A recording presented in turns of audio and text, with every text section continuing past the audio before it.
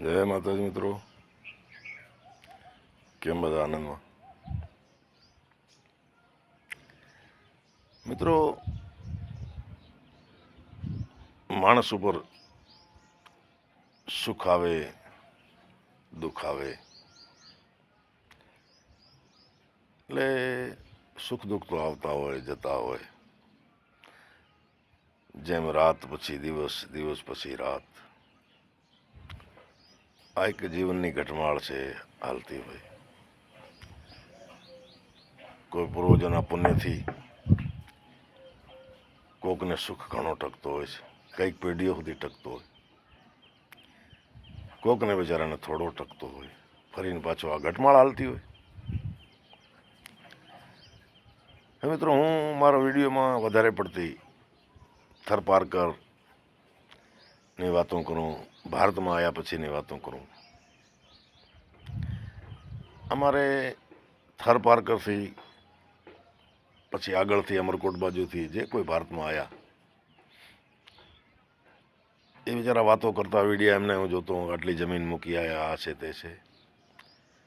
એમાં અમુક સાચા છે, ઘણી જમીન મૂકી, 5,000 એકડના ખાતેદારે હતા, મોટી જાગીરોના ધણી હતા, કંઈક મીડિયમ હતા, 200-300 એકડવાળા, 100 એકડવાળા. મિત્રો, મારો પરિવાર હતો ને, અમારી પાસે જમીન બહુ થોડી હતી. ત્યાં પાકિસ્તાનમાં મારા ગામ ચૂડીઓમાં જમીન થોડી, અને એમાંય વારે ઘડીએ દુષ્કાળ, એટલે માંડ પરિવારનો નિર્વાહ હાલે. એટલે આપ સમજી શકો છો કે અમે ભારતમાં આવ્યા ત્યારે એટલી બધી કોઈ મિલકત પાસે નહીં, મહિના 2 મહિનાનો રાશનવાળા જમે. મિત્રો, ભારતમાં આવી ગયા, અજાણ્યો દેશ, અજાણી બોલી, અમારો પહેરવેશ અલગ, રીત રિવાજો અલગ,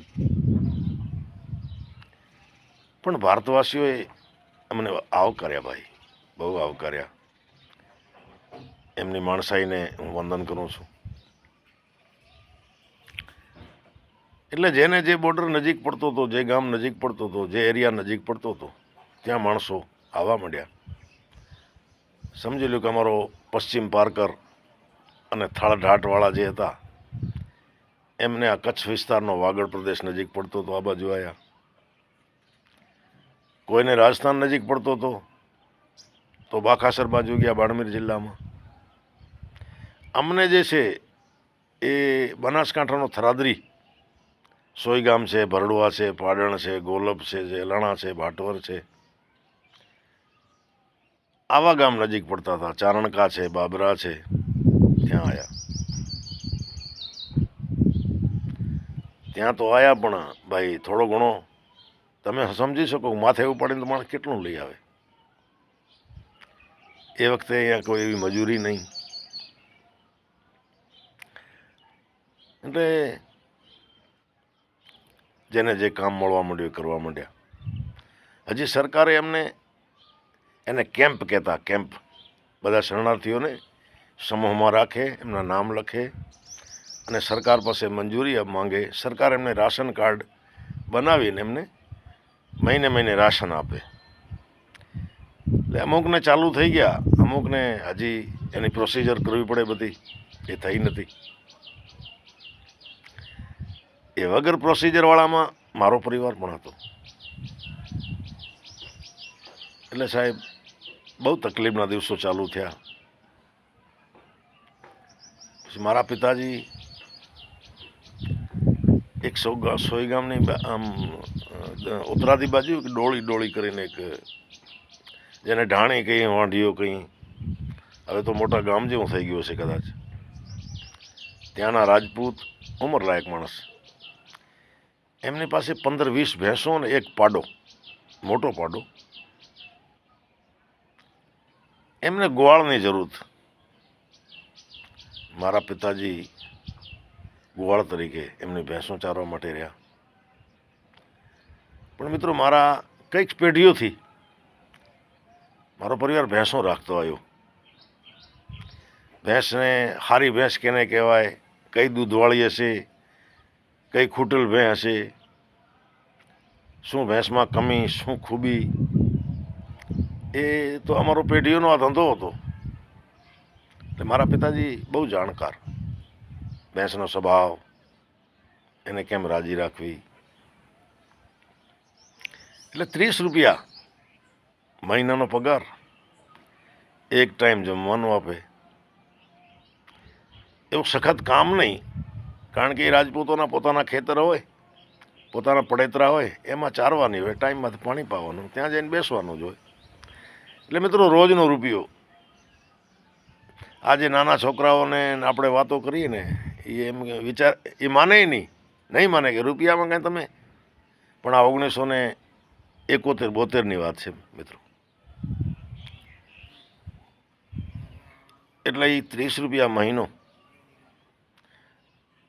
સાંજે ઘરે આવીને જમવાનું, બપોરે એ લોકો જમાડે.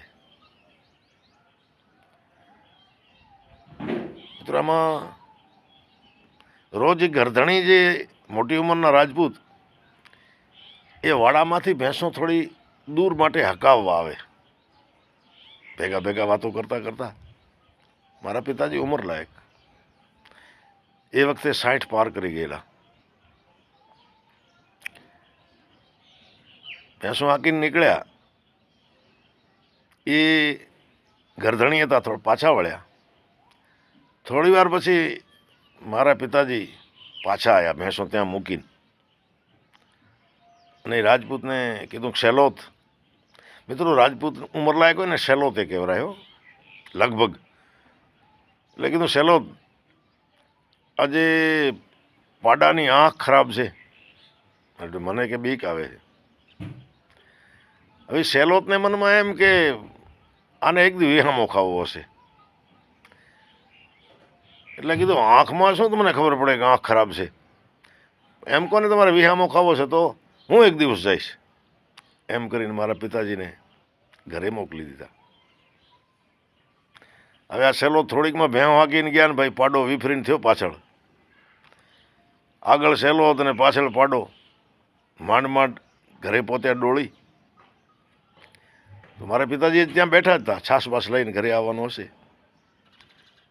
આવીને કીધું કે ગઢવી, આ તો માંડ ભગવાને બચાવ્યો મને, પણ તને ખબર કેમ પડી કે આ પાડો આજે આંખ ખરાબ છે? એટલે કીધું શેલોત, આ તો હવે આવા થોડા કપરા દિવસો આવ્યા છે, બાકી અમારો તો પેઢીઓનો ધંધો છે.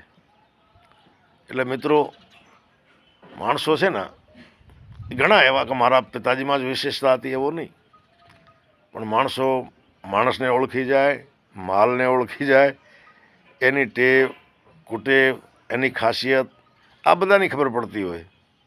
એટલે આજે મને એ જૂનો કિસ્સો યાદ આવ્યો, સોઈ ગામના આ ડોળીનો. ડોળી વાંઢીયો હતો, રાજપૂતોનું નામ તો હું ભૂલી ગયો છું. તો આવા જાણકાર હતા માણસો, તો એમને વંદન.